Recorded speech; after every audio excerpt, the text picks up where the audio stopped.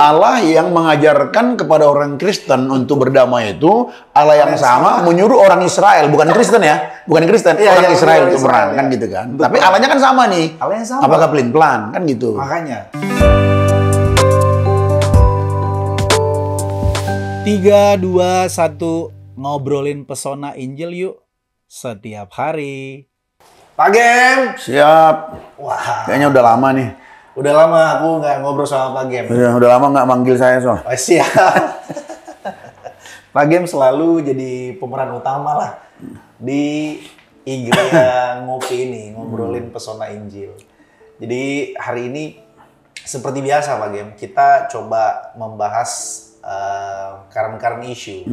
Nah belakangan ini kan kita lihat di media sosial, di berita mancanegara maupun di berita nasional ada banyak permasalahan, ada banyak persoalan. Tapi ini cukup viral belakangan ini tentang perang. Oh perang. Kalau Pak Israel Iran. Israel Iran. Bro, bisa tolong bro, coba lihat supaya kita juga update tentunya. Udah saling serang nih ya? Iya betul. Ini serangan Iran ke Israel. Wow. As the conflict in Middle East heats up, a new salvo of missiles was Itu kalau orang yang di bawah itu ya, ngeliatin cahaya-cahaya pal itu bom, gimana perasaannya ya? Kebayang nggak kalau jatuh pas di tengah-tengah gedung-gedung itu ya? Memang mengerikan loh perangnya. Bahkan ini jadi tontonan masyarakat. Ada yang pro dan ini juga saling balas membalas Pak Gem.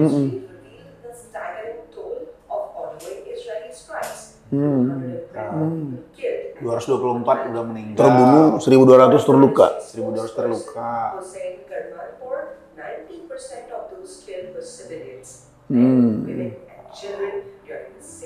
90% kill civilization dalam 65 jam. 90% masyarakat.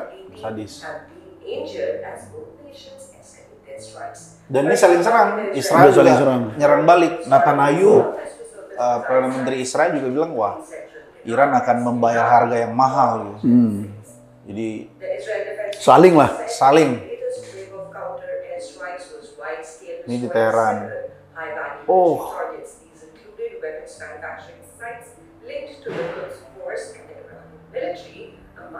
Ini. Oh, pokoknya udah pakai drone.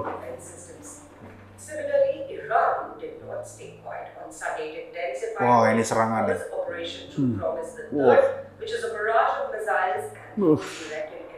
Coba.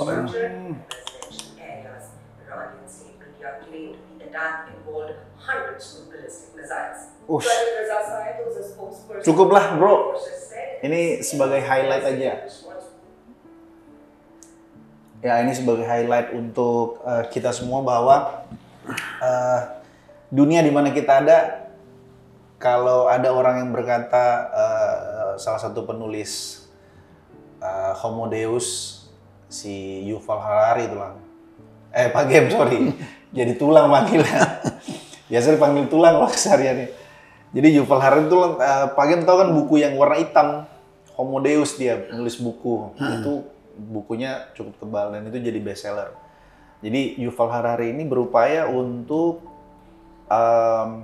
mengatakan bahwa manusia itu bisa menjadi Allah dan manusia itu bisa mengentaskan banyak persoalan di dunia ini. Jadi semakin manusia itu, peradaban manusia itu semakin hari semakin hebat untuk mengatasi yang namanya perang, kelaparan, kemiskinan,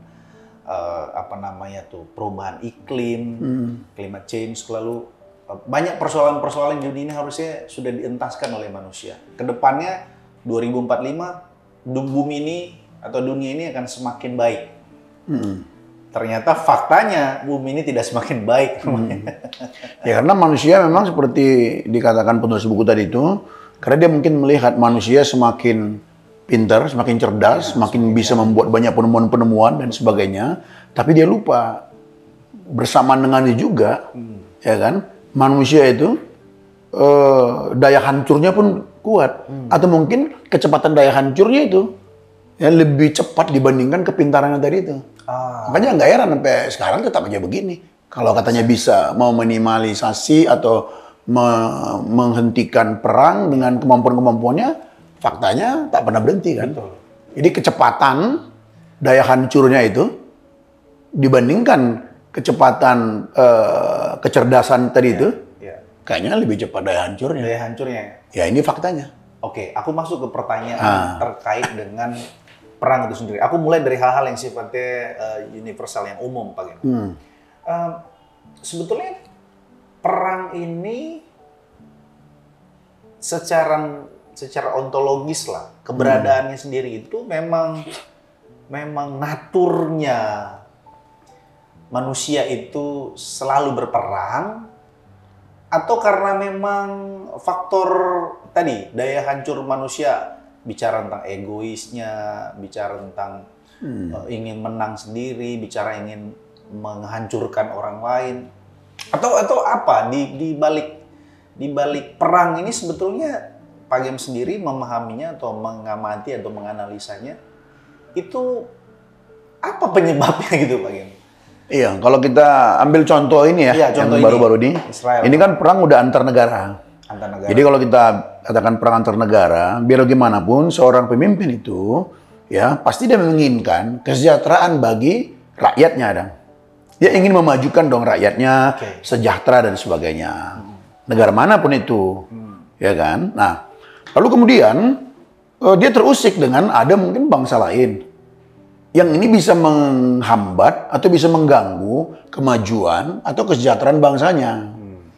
Nah, lalu mungkin mereka sudah membuat sebuah kesepakatan atau dialog, mencoba dimediasi, ya mediasi, tapi ternyata tidak menemukan satu titik. Nah, itu penyebabnya. Jadi menurut aku tuh ya mereka kan masing-masing punya standar untuk mempertahankan kesejahteraan tadi itu. Nah, dalam terkait ini, ya Iran yang kita dengar berita, ya kita hanya mendengar berita ya dari media seperti itu. Dan banyak dunia termasuk Israel juga, mereka sedikit ketakutan dengan Iran ini karena apa? Dia punya senjata nuklir ya kan?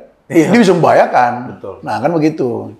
Nah, jadi masing-masing pasti punya itu secara umum ya. Karena perang antar bangsa nih, secara umum. Karena ingin mensejahterakan lah. Jadi ada yang mengganggu, dicoba cari kesepakatan, dicoba dimediasikan, cari titik tengah, ternyata nggak ketemu, hitung punya hitung, berani melemparkan bomnya. Oke. Memang kalau bicara tentang isu tentang perang kan Pak Gem, perang ini kan sebenarnya bukan sesuatu yang baru kan. Semua peradaban hidup manusia selalu ada perang. Kita katakanlah tadi perang antar negara itu, ada perang yang paling ngetren atau yang paling top itu adalah perang dunia kan. Perang dunia 1, 2, 3. Mudah-mudahan nggak sampai 3. Ya, perang bangsa Indonesia juga, kemerdekaan, kan kita juga melalui perang. Iya. Lalu yang menarik ada juga perang agama. Kita masih ingat ada sejarah kelam tentang kekristenan, perang salib. Gitu, Pak Gem. Jadi memang bicara perang ini sesuatu yang sifatnya atau sesuatu yang bukan hal yang baru sebenarnya. Iya, betul. Semua manusia itu ada, setiap zaman itu selalu ada perangnya. Bahkan kalau kita kutip sedikit Alkitab, ya Alkitab Perjanjian Lama banyak perangnya. Bahkan Tuhan yang suruh perangi. Bahkan Tuhan yang suruh. Nah, nanti kita perdalam di situ Pak Gem. Tapi aku mau masuk ke sini. Perang itu sendiri, Pak Gem, kalau tadi mulai dari apa yang Pak Gem sampaikan bahwa setiap negara itu punya standar untuk mensejahterakan bangsanya atau itulah kerinduan pemimpin kan? Mereka lalu terancam dengan negara lain lah misalnya. Nah di satu sisi ada orang yang berkata bahwa perang itu sesuatu yang tidak bermoral. Tapi di sisi lain ya justru karena menjunjung tinggi moral untuk kesejahteraan rakyatnya, kalau tadi meminjam kalimat Pak Gem, di satu sisi orang melihat bahwa ya ini untuk menjunjung tinggi moral bangsa kami. Di mana wajah bangsa kami kalau kami tidak perang? Betul. Gitu. Diinjak-injak kita nih. Kita diinjak-injak, kita harus balas dengan perang. Bagaimana membuat ini jadi semacam punya titik temu? Karena kan selalu kita akan temukan titik beda kan. dan dampaknya bukan main. Ya, jadi kalau titik bedanya ini, titik beda ya kan standar tadi itu, bicara soal moral tuh kan masing-masing punya standar. Seperti inilah Israel sama Iran. Kan standar moralnya beda-beda nih. Kan gitu. Kan pasti beda-beda. Nah itu sulit kita untuk bicara di mana standar moralnya ini supaya bisa ada titik temunya kan gitu. Ya. Kalau menurut aku bicara standar moral ya dasarnya apa? Masing-masing menggunakan kitab suci? Pasti juga banyak perbedaan, tapi ada titik temunya sebenarnya. Oke. Kasih. Karena agama manapun pasti menjunjung tinggi kasih. Kalau bahasa umumnya kemanusiaan kan? Ya, ya. Ya kan? Harusnya bisa tidak perang kalau memikirkan sama-sama akan terjadi korban jiwa kan? Kan gitu. Tapi kadang-kadang karena kepentingan udah nggak penting lagi siapa yang korban. Yang penting kami menang dan rakyatku aman, negara kami aman. Makanya jangan ganggu. Jadi sekali lagi kalau bicara soal apa standarnya, standar moralnya apa, sulit. Menurut saya sulit. Oke. Karena masing-masing punya yang berbeda standarnya. Tapi ada satu yang sama, kasih tadi itu. Ini titik temunya. Ini jawabannya fairness. Iya. Yang lain titik beda. Ya, titik beda pasti selalu ada titik bedanya. Iya. Gini Pak Gem. Jadi kalau kita coba kita lebih perdalam, kita masuk lebih dalam. Dampak dari perang ini sendiri kan, itu sangat-sangat apa ya bahasanya, sangat merugikan lah, baik secara individu, baik secara masyarakat. Individu tentu psikisnya kena, moralnya dan lain sebagainya. Aku masuk ke individu dulu, tapi ini agak sedikit melenceng, melencengnya ke keadilan Tuhan. Aku membayangkan bagaimana ceritanya aku sekeluarga lahir tinggal di let's say di tempat di mana daerahku itu dihantam oleh rudal, dihantam oleh bom dan lain sebagainya. Bisakah aku berkata begini bahwa Tuhan itu tidak adil dengan perang ini? Aku mengalami ini loh Tuhan. Kenapa aku harus lahir di negara ini, negara yang konflik terus, perang terus? Iya. Ini sedikit melebar, tapi ya ini dampaknya lah. Iya. Kira-kira gimana Pak Gem? Ya jadi ini bicara soal keadilan Tuhan. Kalau kita masuk terkait dengan Tuhan, ya kita kan sebagai seorang Kristen memandangnya seperti apa? Hanya orang yang mengerti, hanya orang yang telah mengalami penebusan dalam Kristus, yang memahami kebenaran firman Tuhan, baru nanti dia bisa berkata, ini bukan soal bicara soal Tuhan adil atau Tuhan tidak adil. Tapi kalau dia tidak mengerti firman, tidak memiliki identitas baru, bisa dia akan muncul pertanyaan, nah, Tuhan tidak adil, kenapa aku lahir di satu daerah yang dari dulu sampai sekarang hanya perang. Kan gitu ya. Nah, kalau dia seorang orang percaya yang mengerti kebenaran firman Tuhan, sekalipun dia seperti itu, dia tahu bahwa semua bermakna kan gitu. Bahwa semua ini kan mendatangkan kebaikan baginya. Tidak bisa tidak, kita lari ke situ. Tidak bisa tidak, jangankan Kristen. Viktor Frankl aja, seorang Yahudi yang disiksa itu, dia bisa berkata seperti itu dalam bukunya yang mencari makna itu kan.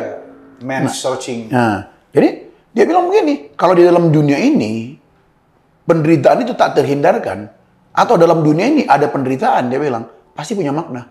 Itu yang membuat saya bertahan. Saya mencoba menemukan maknanya. Nah, kita apalagi kita orang yang mengenal Kristus kan, kita tahu Roma 8:28 itu bahwa segala sesuatu mendatangkan kebaikan. Dimanapun aku berada, kekristenan itu bukan soal perang atau tidak perang. Karena dia tahu perang yang sesungguhnya di mana. Di sini peperangan sesungguhnya, dia tahu itu. Karena perang yang ada di bumi ini itu hanya bersifat sementara. Itu dia. Kan di dalam sini nih batin peperangan nih. Spiritual warfare. Spiritual warfare. Nanti aku masuk ke situ. Tapi aku sedikit mundur lagi ke pertanyaan yang di awal terkait dengan apakah ini secara ontologis memang natur manusia yang kepengen memang perang, atau karena ada faktor lain, Pak Gem? Atau ya kita buatlah misalnya apakah ini memang karena dosa atau karena bagaimana, Pak Gem? Jadi kalau kita udah bicara natur manusiakah perang ini, ya kita harus menjawabnya secara teologis. Biar langsung clear dia. Nah, kalau secara teologis kata Alkitab, ya ini semua karena kejatuhan manusia dalam dosa. Kan Tuhan menciptakan manusia ini untuk apa? Untuk bahagia kan? Tuhan tidak pernah menciptakan manusia untuk mengalami perang. Atau untuk memerangi sesamanya.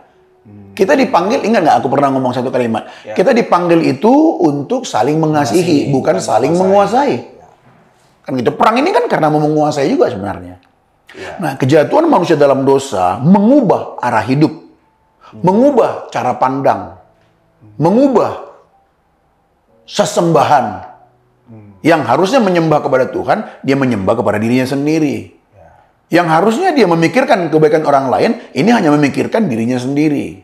Jadi dosa inilah mengalihkan kita, ya, mengalihkan kita dari tujuan yang sesungguhnya gitu loh. Nah dari sinilah akhirnya manusia itu, oke, di Kejadian pasal 4 sudah, di Kejadian pasal 3 sudah ada perang kan? Iya. Antara Hawa dan iblis itu kan? Iya betul. Itu kan menunjukkan perang. Disitulah mulai jatuh itu. Begitu jatuh, coba pasal 4. Ya, pasal 4 sudah terjadi perang sebenarnya. Kalaupun kita boleh menyebutnya perang ya. Kain dan Habel itu ya. Iya, di mana ada kebencian di dalam hati seorang kakak. Sehingga dia memerangi, dalam tanda petik, memerangi atau membunuh, memerangi adiknya. Meninggal. Selanjutnya, coba kita lihat. Sampai akhirnya banyak perang yang terjadi. Sampai detik ini. Jadi, penyebab semuanya itu tentunya secara teologis, ya. Yaitu ya karena dosa kejatuhan manusia dalam dosa tadi itu merusak segala-galanya. Nanti kita bisa melihat juga yang kita bahas tadi kan, secara apa, manusia kan ingin, manusia itu yang jatuh dalam dosa ini kan ingin menunjukkan siapa dirinya, ingin memperlebar daerah jajahannya atau memperlebar daerahnya, ya kan, memperoleh kekuasaannya dan sebagainya. Dari dulu kan begitu. Zaman-zaman apa, Genghis Khan dulu, vampir. Yunani siapa itu yang Alexander the Great. Kalau boleh dunia ini negaranya. Betul. Karena ada hasrat. Dosa tadi cuma membuat itu. Ada hasrat ingin menunjukkan pembuktian diri. Ada hasrat untuk menunjukkan kepada orang lain bahwa aku bisa. Supaya kalian lihat siapa saya. Pengagungan diri semua. Oke, ini aku pertanyaan sedikit menjebak. Aku kasih menjebak. Jadi sebelum dijebak saya minum dulu. Iya, makanya ini namanya bukan jebakan sih. Gimana? Ini jebakan Batman. Kasih tahu dulu jebakan. Pertanyaan jebakannya adalah, karena kita udah masuk ke spiritualitas kekristenan. Apakah Tuhan, Alkitab sendiri menyatakan bahwa kita itu harus membalas tamparan pipi kiri dengan pipi kanan? Oke. Lalu Alkitab banyak sekali menjelaskan, khususnya Tuhan Yesus juga menjelaskan bahwa, atau teks-teks banyak bicara tentang Kristen itu Kristen itu identik dengan kasih. Berbahagialah orang yang membawa damai. Tentu tidak dalam konteks konflik. Lalu Tuhan Yesus juga mengajarkan bahwa kalau kamu ingin jadi yang terbesar, kamu harus pelayan. Dunia ini memakai kekuasaannya, tapi kamu harus melayani gitu. Jadi dalam konteks kekristenan, apakah kekristenan ini mengajarkan untuk apakah kekristenan sebagai agama atau kekristenan itu sebagai jalan atau natur jalan sebagai panutan untuk tidak berperang? Harusnya demikian. Harusnya demikian. Karena apa? Karena kan kekristenan itu kan intinya kasih. Itu yang tadi Mike bilang kan. Tampar pipi kanan, kasih pipi kiri. Berbahagialah pembawa damai. Ya harusnya kita menjadi teladan, tidak membawa perang. Ya kan? Itu kan? Nah, ini jebakan tuh. Itu dia. Jebakannya adalah, di mana jebakannya? Tapi faktanya di dalam Alkitab, di Perjanjian Lama, Allah, makanya ini jadi salah satu pemahaman yang keliru. Ada banyak orang berkata Allahnya PL sama Allahnya PB itu beda. Allahnya PL mengajarkan perang. Malah memerintahkan perangi. Perangilah bangsa-bangsa itu. Bahkan yang lebih ekstrim lagi, Allah menyuruh untuk membunuh semua orang orang-orang Kanaan, tentu Yebus, kemudian ada banyaklah suku-suku di Kanaan itu dibantai sampai bayi-bayinya, sampai hewan-hewannya, suruh dibunuh. Ini makanya. Ini jebakannya. Jebakannya ini. Di satu sisi, harusnya kekristenan itu tidak bicara itu. Tapi faktanya Alkitab mencatat bahwa di dalam Alkitab Allah sendiri loh yang menyuruh. Dan itu ada teksnya. Iya. Ini kan supaya kita juga Ya betul. Jadi Allah yang mengajarkan kepada orang Kristen untuk berdamai itu Allah yang sama menyuruh orang Israel, bukan Kristen ya, bukan Kristen, Iya, orang iya, Israel orang untuk Israel, perang ya. kan gitu kan. Untuk Tapi perang. Allahnya kan sama nih. Allah yang sama. Apakah pelin-pelan kan gitu. makanya. Nah, jadi jawabannya begini. Jadi yang pertama, kalau kita memperhatikan memang di dalam perjanjian lama, kalau ini yang saya pahamin ya, Ya. yang saya pahamin begini loh. Itu semua kan pesan sebenarnya. Pesan sebuah gambaran kehidupan yang diinginkan Tuhan sebenarnya sebagai gambaran kehidupan Kristen, yaitu kehidupan orang Israel. Manusia ini sudah jatuh dalam dosa. Sebenarnya semua udah mati kan? Harusnya. Udah rusak semua sebenarnya. Semua kan menuju kebinasaan. Nggak usah dibunuh udah mati masuk neraka semua kok harusnya kan? Kan gitu. Nah, lalu di situ dalam rancangan Tuhan menyelamatkan kita manusia ya dari pribadi yaitu keturunan Adam dan Hawa, Set, kan janji akan datang juru selamat toh. Betul. Nah, kan pribadi itu Abraham, Ishak, kemudian Yakub, lalu berubah sekarang kepada satu bangsa yaitu Israel. Nah, Israel ini kan sebuah gambaran kehidupan kita orang Kristen sebenarnya. Oke. Nah, lalu mereka dibebaskan dari Mesir. Ketika mereka keluar dari Mesir, dijanjikan ke tanah perjanjian itu, lalu sampai di sana kan Tuhan suruh perangi memang. Ya. Itu menunjukkan apa? Memang di wilayah di mana engkau nanti ada, itu bicara soal kekudusan Tuhan. Biar diperangin, itulah menjadi wilayah mereka. Nah, tapi kenapa sampai mesti diperangin? Holocaust Ya kan? belum. Ya, kenapa mesti sampai Tuhan suruh perangin? Menurut saya begini ya, ini dari apa yang saya pahami dari Alkitab. Oke. Contoh, air bah. Tuhan dibinasakannya kan sangat mengerikan tuh loh. Air bah itu, manusia itu coba. Cuman berapa yang selamat coba? Cuman ya keluarga Nuh lah. Kenapa coba? Sampai Tuhan bunuh kan gitu. Dari apa yang saya baca Alkitab, kejahatan mereka sudah klimaks. Kejahatan mereka sudah Klimaks dalam pandangan Tuhan untuk dibinasakan aja. Sodom dan Gomora, Abraham. Kenapa? Bagi Allah udah klimaks, makanya dihabisin. Jadi sebenarnya memang orang-orang itu adalah orang-orang yang udah klimaks semua sebenarnya. Termasuk orang Israelnya. Ya. Termasuk orang Israelnya sebenarnya. Tapi kenapa nggak dibinasakan Tuhan? Nah, inilah saya katakan tadi bahwa Tuhan kan udah berjanji akan lahir juru selamat ya kan menyelamatkan. Jadi Israel dipilih bukan karena dia lebih baik dari bangsa Filistin atau bangsa apa yang ada saat itu. Inilah yang disebut pilihan kasih karunia Tuhan kan. Dipilihlah Israel ini. Lalu disuruh tumpas. Itu menunjukkan kekudusan Tuhan. Hei orang Israel, nggak boleh ada cacat dalam dirimu. Nggak boleh. Bayangin aja ketika di antara mereka ada bikin salah, misalnya si Akan, ya kan? Ya. Satu keluarga dikumpulin loh, dimasukin ke dalam tanah loh. Dikubur hidup-hidup. Itu sangat kejam rasanya. Iya, kita kejam, tapi sebuah penggambaran akan kekudusan Tuhan. Jangan main-main sama dosa. Ke situ implikasinya. Iya, jangankan mereka, Musa aja. Cuman Tuhan bilang sama Musa katakan sama batu itu, nanti batu itu akan mengeluarkan air. Saking kesalnya dia pukul kan, nggak masuk Kanaan loh dia. Apa itu maksudnya? Kurang apa Musa?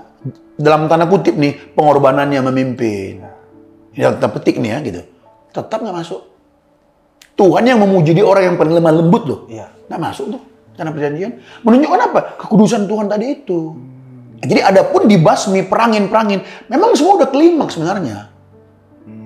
Nah, kalau di air bah Tuhan langsung yang membunuh, kalau di Sodom dan Gomora Tuhan langsung membawa api dari sorga ke Sodom Gomora itu dari langit membinasakan mereka. Nah, untuk ini Tuhan pakai orang Israel untuk membinasakan semuanya. Sekali lagi ya, sebenarnya termasuk orang Israel pun layaknya dibinasakan. Tapi ini sebuah penggambaran. Gitu loh, bahwa akan datang juru selamat nanti untuk keselamatan semua. Oke. Gitu loh. Apa tadi jebakannya apalagi tadi? Udah cukup nggak? Iya. Maksudnya Nah, jebakan. jadi jebakan aku itu. Ya, jadi itu soal ini yang saya ingat nih. Boleh. Nah, jadi sebenarnya jadi nggak ada perbedaan dengan kita. Jadi orang Kristen sekarang ketika Yesus datang, kita lagi disebut Kristen itu bahwa kita adalah agama agama kasih gitu ya. Ya, kita harus menerapkan itu memang. Jadi kita disuruh sekarang memeranginya beda. Memerangi kedagingan. Diperintahkan kita. Sama seperti orang Israel diperintahkan Tuhan untuk Ya kan? Karena itu semua adalah orang-orang yang berbeda dengan budayanya yang mau dibangun Allah. Jadi tumpas.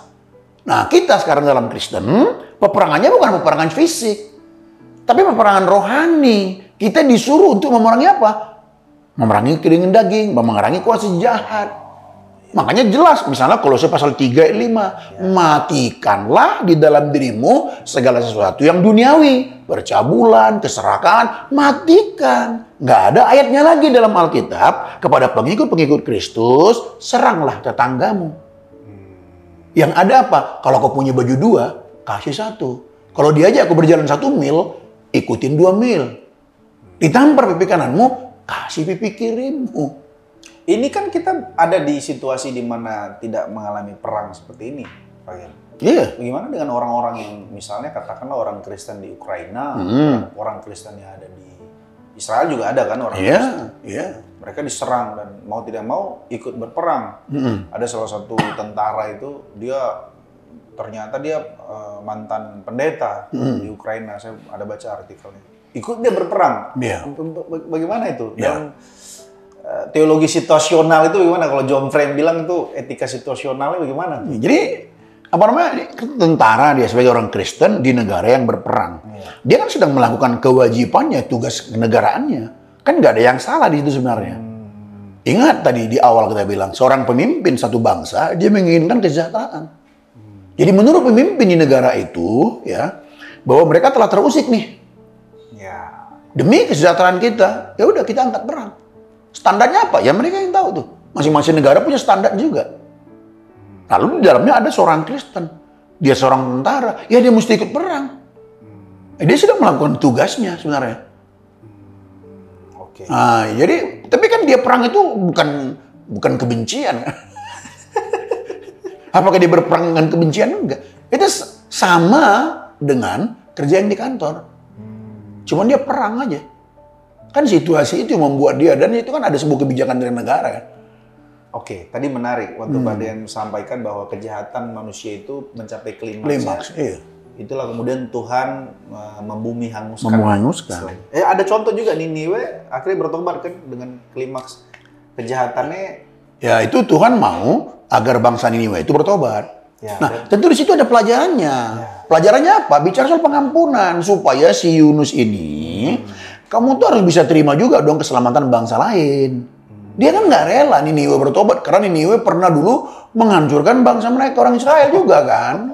Menyerang. Enak aja bangsa rusak kok mau diselamatin. Dia nggak rela pertobatan bangsa lain. Kan masing-masing itu ada pesannya ya. Gitu. Ya, salah satu kejahatan yang dibuat oleh bangsa suku-suku di Kanaan adalah mempersembahkan anak-anak bayi kan. Jadi memang Israel juga Allah juga tidak mau. Tidak mau. Iya. Kalau aku ingat tuh dulu belajar PL tuh.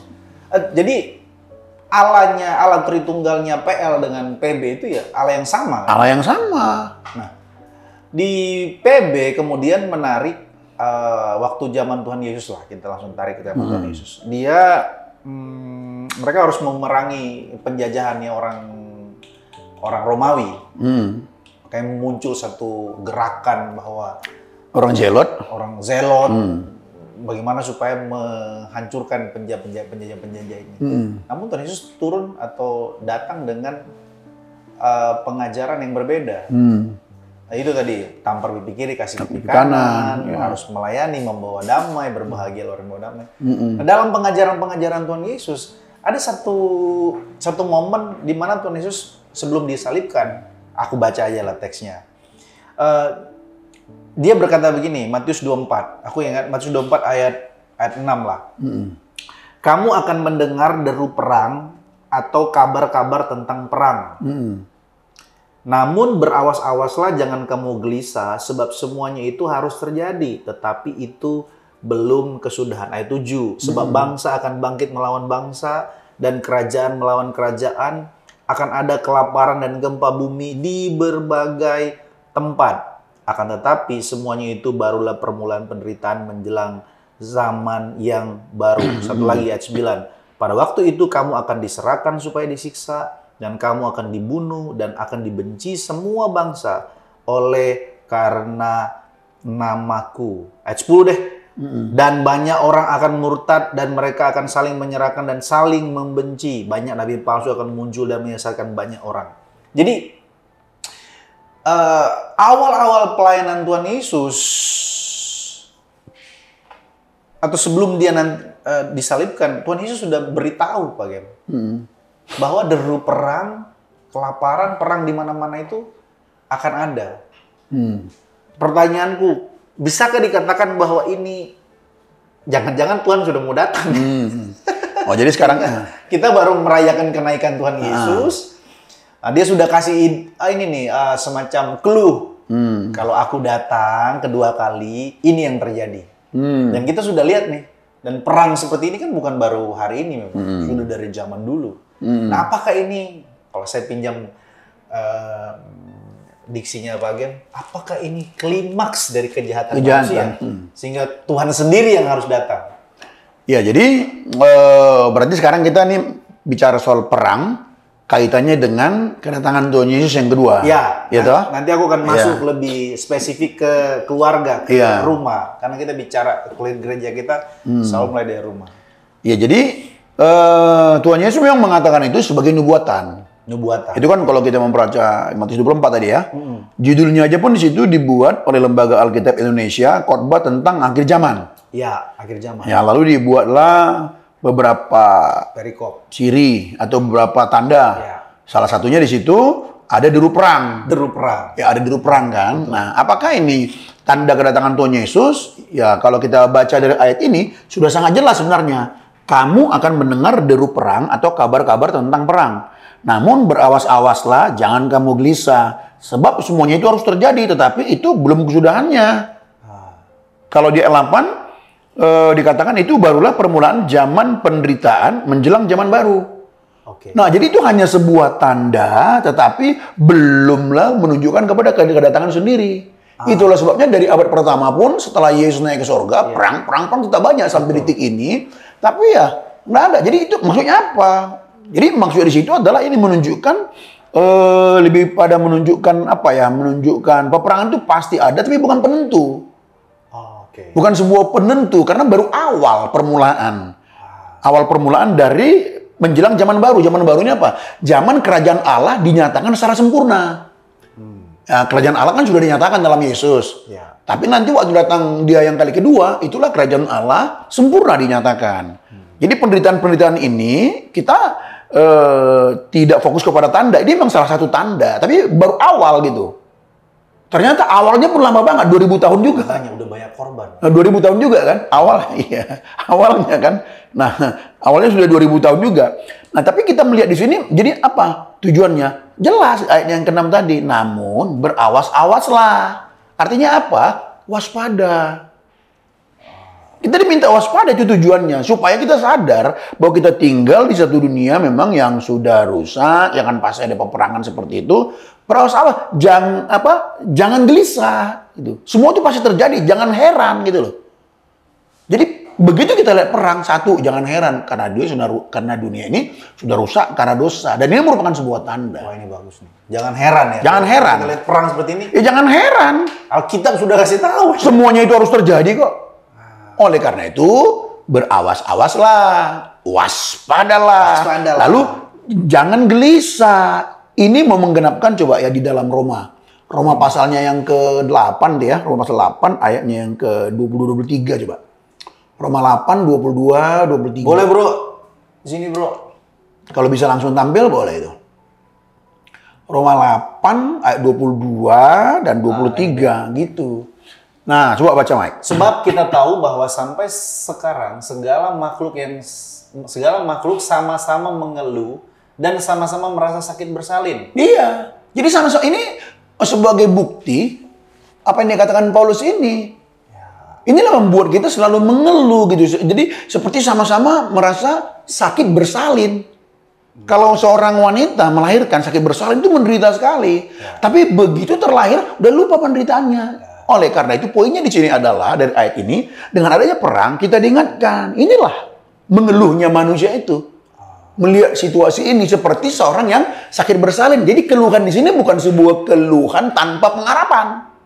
Oke, coba diulang lagi Pak Gem. Jadi keluhan di sini bukan keluhan tanpa pengharapan. Keluhan di sini adalah sebuah keluhan yang berpengharapan. Makanya tadi disambungkan dengan sakit bersalin. Coba bro, tampil lagi bro. Dua-dua tadi. Dua-dua tadi bro, nanti 23 juga kita. Sebab kita tahu bahwa sampai sekarang segala makhluk sama-sama mengeluh. Dan sama-sama merasa sakit bersalin. Iya, jadi di dunia ini kan begitu.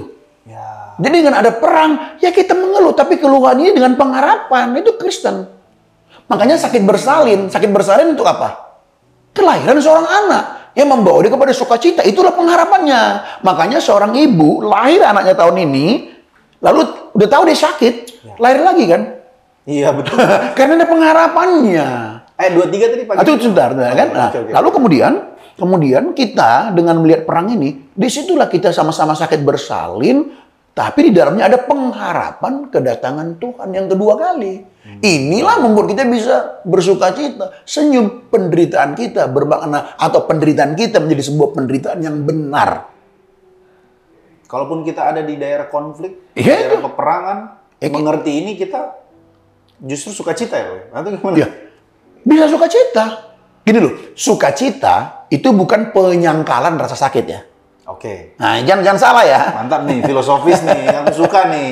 Jadi sukacita itu bukan penyangkalan rasa sakit. Jadi sakit pun dia, enggak sakit, perlu kesakitan. Enggak, tidak dia sangkali adanya kesulitan, tidak dia sangkali sakit ini. Tapi sakit secara fisik ini tidak bisa mengganggu sukacita di dalam hatinya karena dia telah diselamatkan. Itu Kristen. Tapi banyak, jangan tapi lah kan. Kita kan kebenarannya nih. Ya. Justru itulah kita bertarung, kita sampai kepada titik memahami sukacita yang sejati. Ya. Ini objektif ini. Iya. Walaupun nanti kita akan berbenturan dengan subjektivitas manusia itu sendiri, Pak Gem. Mengalami, ya lu sih nggak ngerasain, gua yang ngerasain gitu. Iya, betul. Ada istilah begitu. Itu betul. Oleh karena itu coba buktiin firman. Lu percaya firman nggak? Kalau percaya, yuk kita sama-sama saling mendukung, saling mendoakan, kamu gumulkan sampai kau paham. Ya. Ketika dia bisa paham itu, dia akan berkata, gua salah kemarin, memang lo yang benar. Ya. Memang firman itu yang benar. Ya. Aku sukacita sekarang. Aku tahu sakit nih. Karena Kristen itu ingat, cara pandangnya melampaui kefanaan, menembus terus sampai kepada kekekalan. Ya. Nah, jadi kalau hanya sampai kefanaan, Alkitab bilang apa? Engkau lah orang paling malang. Paling malang. 1 Korintus 15 ayat 19. Ya. Boleh bro. Menarik nih ayat ini supaya orang juga banyak yang salah paham teks ini Pak Gem. 1 Korintus 15 ayat 19. Ayat 19. Banyak yang salah paham. Nanti setelah ini aku akan masuk ke keluarga Pak Gem. Iya, jadi sambil ditunjukin ya. Jadi bagi kita melihat perang seperti ini atau perang di dalam skop kecil kah apakah itu membuat kita satu lagi adalah apa? Jadi merindukan kerajaan Allah itu. Jadi waktu sakit bersalin itu di dalamnya ada pengharapan dan merindukan kedatangan Tuhan itu. Makanya ada bahasa dalam kitab Wahyu, Maranatha, datanglah Tuhan segera. Maranatha datanglah. Iya, ya Tuhan datanglah segera, Maranatha. Itu Wahyu pasal terakhir. Itu Kristen. Jadi dia memang merindukan kedatangan itu. Gini Pak Gem, supaya ini Pak Gem juga sering mention supaya juga jemaat tidak salah mengerti. Ada beberapa orang yang berpandangan karena merindukan kerajaan itu, ada satu teori dari salah satu penulis psikolog lah, learn helplessness. Jadi ada situasi di mana manusia itu seperti gajah yang dari sejak kecil, analoginya gajah yang sejak kecil dirantai sampai dia besar, kemudian rantainya dilepas, dia tidak pernah pergi kemana-mana karena dia tahu bahwa situasinya aku dirantai nih sejak kecil, jadi aku nggak bisa bergerak lagi, gitu. Kaitannya atau korelasinya dengan merindukan kerajaan Allah itu, ada banyak orang terjebak. Jadi kalau bahasa Pak Gem itu yang aku buat dengan bahasaku sendiri, jadi hyper eskatologi. Jadi ya udah, memang nasibku begini, memang situasiku seperti ini. Yang penting kita rindu langit baru, bumi baru. Udahlah, nggak usah berupaya lagi. Yang penting hati kita pindahkan ke sorga, pindahkan ke kerajaan Allah. Bagaimana supaya menyimbangkan ini, Pak Gem? Ya, tentu itu kan nggak lengkap ya. Jadi kalau seorang yang mengerti, oke, coba saya bikin seperti kesimpulan aja kan gitu ya, misalnya gini. Jadi Tuhan menciptakan kita untuk mengalami kebahagiaan dan damai sejahtera, bersekutu dengan Dia, menikmati Dia. Lalu akhirnya terjadilah perang karena manusia jatuh dalam dosa. Ya. Nah, ketika manusia jatuh dalam dosa ini, akhirnya terjadi peperangan terus. Kan gitu kan, konflik di dalam batin, peperangan dalam diri kita. Lalu Tuhan Yesus datang untuk memulihkan kita kan. Nah, Tuhan Yesus datang untuk, dialah pengharapan kita yang bisa membebaskan kita, ya, membebaskan kita dari perang ini. Atau dialah yang satu-satunya yang memampukan kita untuk bisa memenangkan peperangan. Kan gitu kan? Walaupun faktanya masih tetap ada perang. Masih ada perang batin kita nih ya, perang di dalam diri kita gitu kan, perang kuasa kegelapan dan sebagainya. Nah, lalu ketika kita sadar bahwa kita telah diselamatkan dan mengalami damai sejahtera dalam Tuhan, ya, damai sejahtera dalam Tuhan, lalu kemudian kita kan belajar nih, apa yang dikatakan Alkitab. Apa itu? Banyak sekali dikatakan Alkitab sebenarnya. Bicara soal kehidupan ini kan sebuah tanggung jawab. Kan ingat, kita diminta Tuhan untuk menaklukkan bumi. Kuasailah bumi, perindahlah bumi, atau dunia di mana engkau berada. Nah, ini kan sebuah tugas yang diembankan. Dan Tuhan ciptakan kita untuk ini sebenarnya juga. Di bumi ini kan, memperindah dunia ini. Nah, lalu tapi pelajaran Kristen bukan cuma berhenti di situ. Bukan berhenti di situ. Apa? Bahwa satu kali akan berakhir di bumi ini. Kita dibawa pulang ke rumahnya. Nah, jadi kita yang akan dibawa pulang ke rumahnya ini tidak hanya ke sana pandangannya, tapi melupakan tugas. Orang yang mengatakan itu karena dia tidak mengerti tugasnya. Tapi orang yang mengerti tugasnya ini, tidak mungkin dia melupakan ini. Karena dia tahu betul, aku ada di bumi ini untuk jadi berkat. Aku ada di bumi ini untuk bekerja, bertanggung jawab di dalam apa? Keluargaku, menghidupi, dalam pelayanan. Jadi tidak mungkin dia mengatakan hanya memikirkan sorga saja, tapi mengabaikan. Jadi orang yang seperti Mike bilang tadi itu, pengetahuannya belum lengkap gitu loh. Nggak lengkap. Jadi jangan lupa, kita harus merindukan sorga, tapi bukan mengabaikan yang di bumi. Iya dong, di bumi ini kan tugas kita, katanya itu ibadah kan. Nah, bagaimana seseorang bisa merindukan sorga, ibadahnya diabaikan. Bagaimana orang bisa mengatakan merindukan sorga, pekerjaannya diabaikan. Bagaimana orang mengatakan merindukan sorga, keluarganya diabaikan. Ini kan salah. Inilah makanya, kalau nggak salah, Karl Marx yang marah kan. Makanya dia mengatakan bahwa agama itu candu masyarakat. Karena hanya apa, kayak fly, nanti akan dikasih ini di surga nikmat. Utopis. Ya, fly. Pemikiran-pemikiran. Sementara tidak memperhatikan kemiskinan, ketidaksejahteraan, abai. Tidak memikirkan diri sendiri, abai. Makanya kesal dia. Karl Marx kan gitu. Nah, begitu loh maksudnya. Oke, gini Pak Gen. Ini di penghujung nih. Aku mau masuk ke keluarga. Karena moto kita adalah mulai dari rumah. Tentu pesona Injil itu harus masuk sampai ke dalam, ke detail. Kalau kata Kuiper itu tidak ada satu bagian dalam hidup ini yang tidak disentuh oleh Injil kan. Aku mulai dari ini kita lah. Kan kita harus tetap nge-branding yang namanya visi gereja kita. Yaitu menjadi keluarga Allah yang memperindah dunia melalui Injil. Realistiskah visi ini di tengah-tengah kita melihat bahwa fakta di lapangan, perang di mana-mana? Bagaimana mungkin kita bisa memperindah sementara perang itu selalu ada dan akan ada? Apalagi masuk spesifik ke rumah. Kita tahu, bahkan Alkitab sendiri berkata bahwa di rumah kasih akan, ada teksnya tuh, kasih akan musuh seseorang itu adalah orang di dalam rumahnya. Dan tolong Pak Gem elaborasi. Dan kita lihat di rumah itulah tempat di mana kita harus memperhatikan firman kan.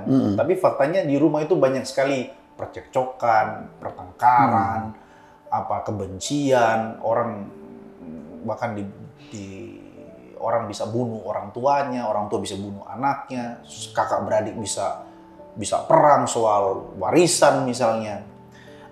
bagaimana kita menenggelamkan supaya memperindah dunia itu di tengah-tengah perang ini, kemudian bisa kita aktualisasikan, bisa kita artikulasikan, bisa kita internalisasikan, khususnya ke jemaat kita dulu deh. Kita mulai dari jemaat kita. Ya, jadi dibutuhkan orang yang all out. Dibutuhkan orang yang betul-betul menghidupi Injil itu. Dibutuhkan. Contoh. Dulu kulit hitam itu nggak sejajar ya dengan kulit putih. Kok jadi bisa? Faktanya itu mau dihabisin mereka. Betul. Tapi ada satu orang, satu sosok yang siap all out. Namanya Martin Luther. Sekarang, nggak tahu benar atau enggak nih, aku nonton YouTube ya. Ada satu sosok wanita yang masih muda, dari umur 15 tahun, yang orang Swedia, namanya Greta Thunberg itu. Kayaknya ditakutin banget katanya sama Israel. Aku baca ini. Mereka bisa menerobos. Siapa namanya? Greta Thunberg. Thunberg itu Thun Berg.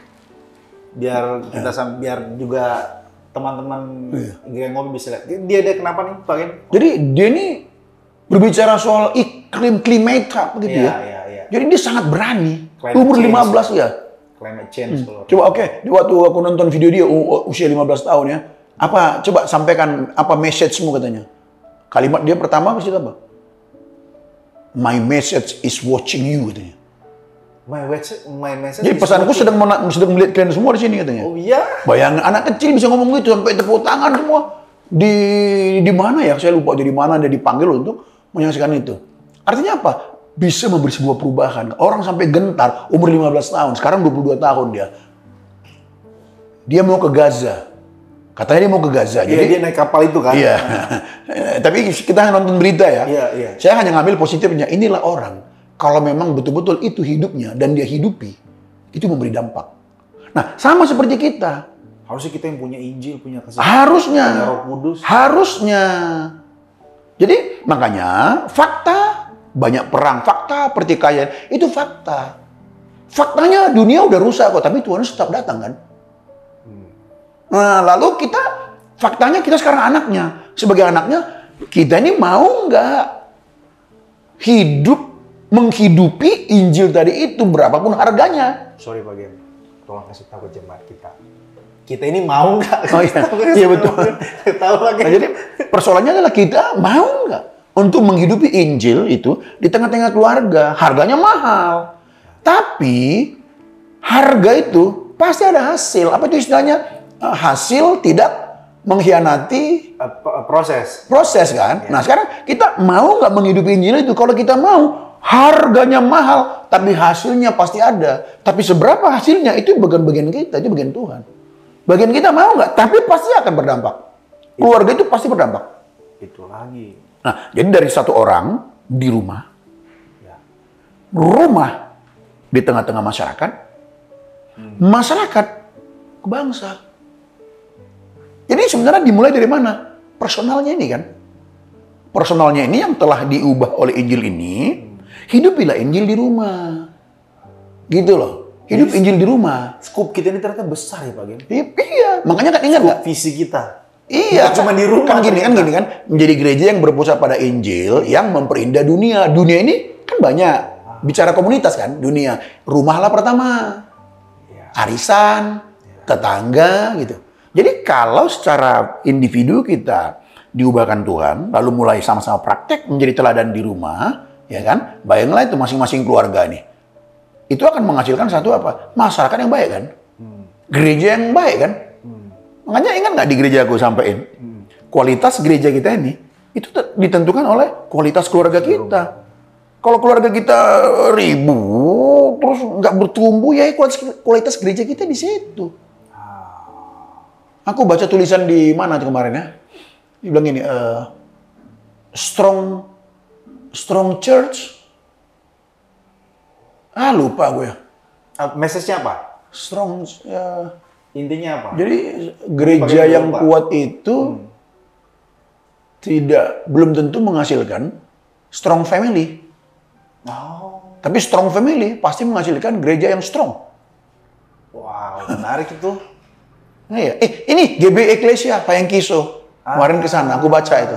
Iya. Pas Mantep acara nih. kemarin ya. Iya, keren ini bahasanya. Makanya strong family akan menghasilkan strong church.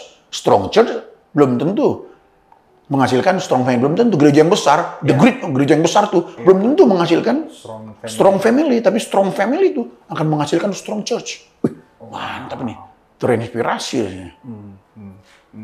Ya, oke, jadi kembali kalau kita melihat ya soal peperangan tadi itu, jadi fokus kita itu bukan soal perang, itu hanya tanda. Oke, tanda. Dan tanda itu pun hanya permulaan, tapi itu baru permulaan, belumlah kesudahannya. Artinya apa? Berarti kalau bicara tanda masih jauh. Poin kita adalah siapkan diri kita dalam menantikan itu. Nah, kiranya kita di situ sama-sama sakit bersalin. Artinya apa? Mendoakan, menghidupi dengan pengharapan Ya. akan kedatangannya itu nanti. Tapi hanya satu yang pasti, dia pasti datang. Itu ya. Betul. Yang pasti dia pasti Dia datang. pasti datang. Yang pasti Dia pasti kita datang. percaya Iya. bahwa dia pasti datang. Jadi kita nggak usah spekulasi, ya. Nah, jadi terhadap perang Iran Israel ini, yang sekarang ini ya kita lihat cukup memakan korban banyak yang menderita. Ya kita pun terenyuh aja kita simpati juga ya. Kita mendoakan ya kiranya perang segera berhenti, kita bisa menemukan titik temu yaitu tadi cinta kasih, ya cinta kasih. Kadang-kadang standar yang dibangun masing-masing bangsa inilah yang menjadi gengsi, sehingga terjadi peperangan itu. Ya masing-masing punya enggak, tapi kan Israel begini, tapi kan Iran begini. Nah, semua pasti seperti itu. Ya. Tapi kalau masing-masing bisa melihat titik tengahnya cinta kasih tadi itu, akan membayangkan kehancuran, akan membayangkan penderitaan, kelaparan. Ya kemanusiaan lah hasilnya. Harapan ya semoga itu doa kita. Ya berhentilah ya perang itu kan gitu. Tapi kalaupun tidak berhenti, ya orang-orang yang mungkin kita bisa kasih penguatan ke teman-teman kita Kristen bagian yang mengalami dampak dari peperangan ini. Iya. Ya tadi bahasa bagian bahwa Ya ini perang itu kan perang yang bersifat sementara. Pasti akan berakhir. Karena memang hidup kita di bumi ini sementara. Nah, tapi kita punya pengharapan bahwa Yesus akan datang membawa kita ke rumahnya. Oleh karena itu, sekalipun sesulit apapun kita atau tinggal di sebuah negeri yang berperang, tetap kita melakukan tugas kita di situ, tapi sembari merindukan kerajaan surga itu. Tapi perang bagi kita yang tidak pernah berhenti sampai kita menutup mata adalah memerangi kedagingan ini. Memerangi perang terhadap kuasa kegelapan. Makanya dikatakan oleh Paulus bahwa peperangan kita bukan melawan darah dan daging. Jadi siapapun manusia, apapun agamanya, itu bukan musuh kita. Karena musuh kita itu adalah roh jahat di udara. Ya itu menjadi peperangan kita. Jangan sampai kita kalah. Makanya ada sebuah istilah bahwa kita orang Kristen ini sedang berada di danger zone. Daerah yang berbahaya karena kita perang terus. Jadi nggak ada waktu santai sebenarnya. Ya. Kita harus siuman terus pegang senjata. Betul. Firman. Perlengkapan senjata Allah itu. Jelas itu. Wow. Cukup agen. Cukup lah ya. Thank you so much untuk ya, God bless. obrolan kita. Memberkati. Pesona Injil mempesona hatimu dan hatiku. Jemaat Igrea dan seluruh orang percaya di seluruh dunia menyaksikan ini. Tuhan Yesus memberkati. Kami pamit undur diri bersama dengan Pak Gen. God bless. God bless. Mantap.